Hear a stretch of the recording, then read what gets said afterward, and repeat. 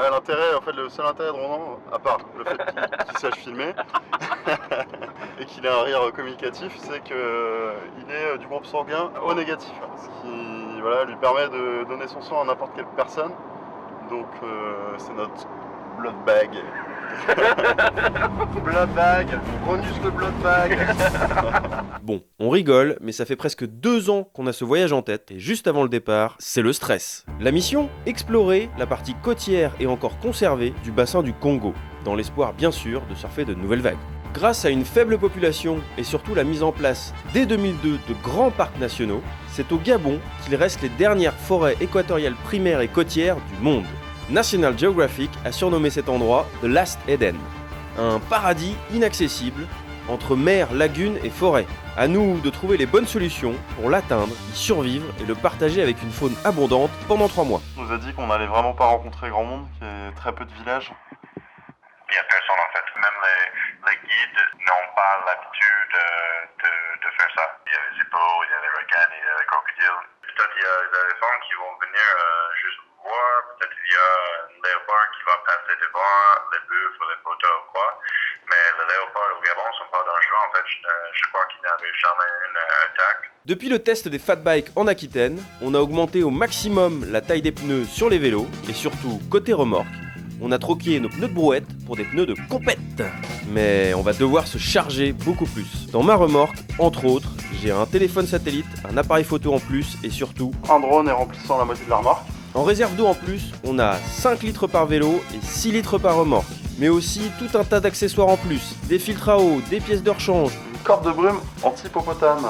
C'est pour toi Ronus quand tu te feras attaquer sur la plage et qu'on sera dans l'eau. Grâce au crowdfunding, on a pu s'acheter des tentes de compète, merci. En cas d'extrême survie, c'est la première fois qu'on fait ça. On a pris de la nourriture lyophilisée. Et ça c'est quoi ? Ah, c'est Ronan qui a commandé une mousse au chocolat. Non, c'est moi, c'est pour lui faire plaisir. Et puis surtout, un stand-up paddle gonflable. Bon, il a été conçu spécialement pour nous, au plus léger, mais malgré tout, avec sa pompe, il fait 8 kg et prend beaucoup de place. C'est vraiment pas comment on va faire. À la capitale, Libreville, nous devons obtenir les autorisations d'entrer dans les réserves auprès de l'Agence nationale des parcs nationaux. Combien on te doit ? 2 millions, boss. On est ensemble. Yes, I.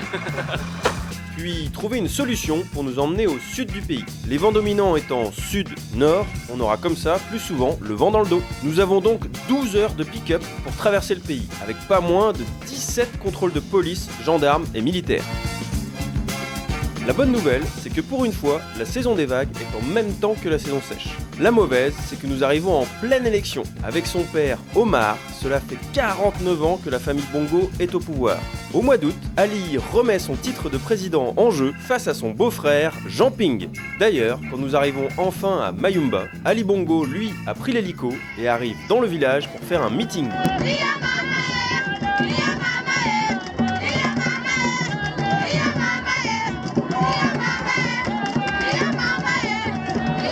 Il y a un de ses partisans qui m'a imposé de mettre un t-shirt.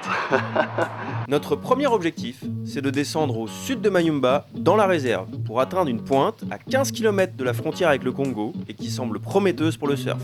En même temps, nous voulons apprendre à survivre, savoir appréhender les risques et bien connaître les comportements à adopter.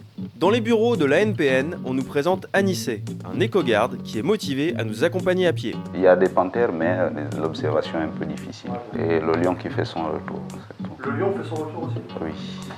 Pour éviter le vent de face sur la plage, on veut profiter pendant les 40 premiers kilomètres d'une piste qui longe la côte. C'est pas une piste forestière, ça c'est la nationale. Il va de l'aéroport jusqu'au Congo. Ils appellent actuellement transafricaine. Là on a 60 km à faire. Du coup on a tablé sur 3 jours pour les faire. Sachant que nous on va à 6 km/h et que Anissé il va à 3, mais nous il nous faut une pause tous les 200 mètres, donc ça devrait bien concorder. Et pour ça on a pris de l'eau pour nous 4, on en a pour 2 jours. On prend beaucoup sur la pêche. Ici on a 5 kg de riz, on a quelques oignons, Quelques bananes. Ouais. J'ai pris 2 noix de coco hier. Très vite, on se rend compte que l'option de la piste, c'était vraiment pas une bonne idée. Et Ronus, il est même pas 8h du mat. Ronus, tu crois qu'il va aller plus loin? Certes, il n'y a pas de vent, mais il fait chaud, très chaud. Je suis trop mal. Si, ça va, hein. C'est Uranus qui me trouve rouge comme une patate, mais je le vis pas mal. Hein. Et surtout, c'est une succession de savanes et de forêts. Les savanes, qui sont inondées le reste de l'année, cachent sous la végétation des trous énormes. Mais le pire reste les portions de forêt. Les ornières se transforment en bacs à sable, ce qui nous oblige à les éviter à tout prix en jonglant entre piste et végétation. Ouais. Ah, ça passe, allez.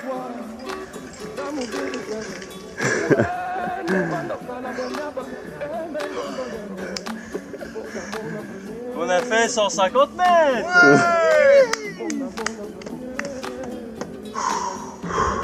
Plus de 15 km.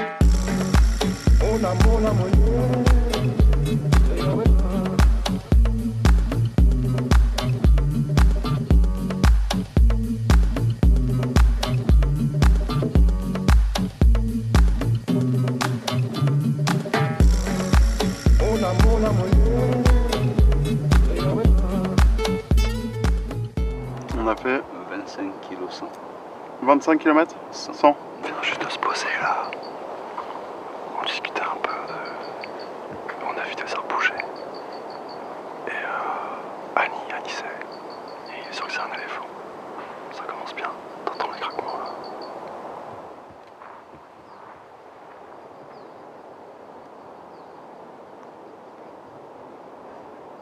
Pour moi, si tu te fais charger, le mieux c'est de chercher un arbre derrière lequel tu peux te réfugier.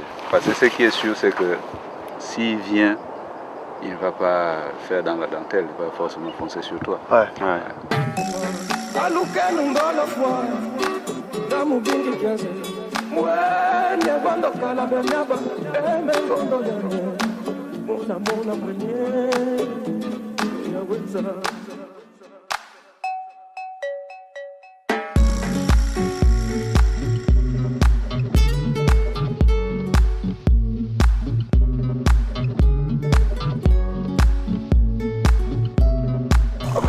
Je suis en train d'en chier, mais en chier ma race, laisse tomber.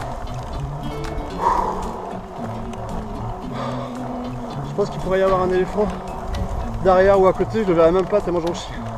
Pourquoi vous arrêtez si vite les gars? C'est pour permettre aux animaux de venir manger de jeunes pousses. Ça entretient la savane. D'accord. Et on pourra t'aider à mettre le feu à la savane un jour? Ouais, On aime bien faire le feu.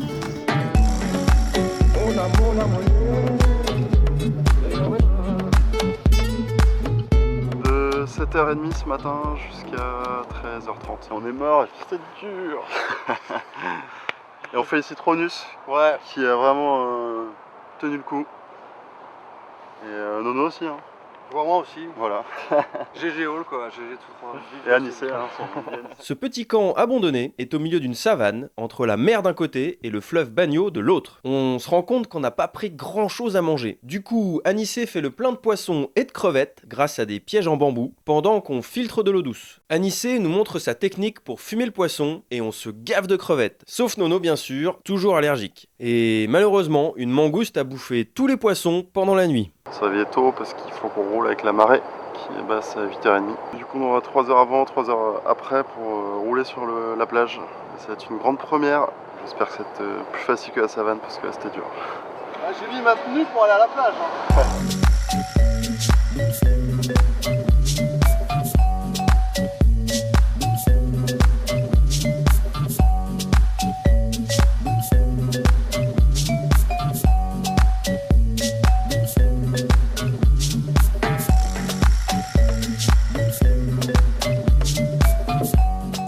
On a battu même notre record d'Aquitaine. On a fait du 8-9 km/h.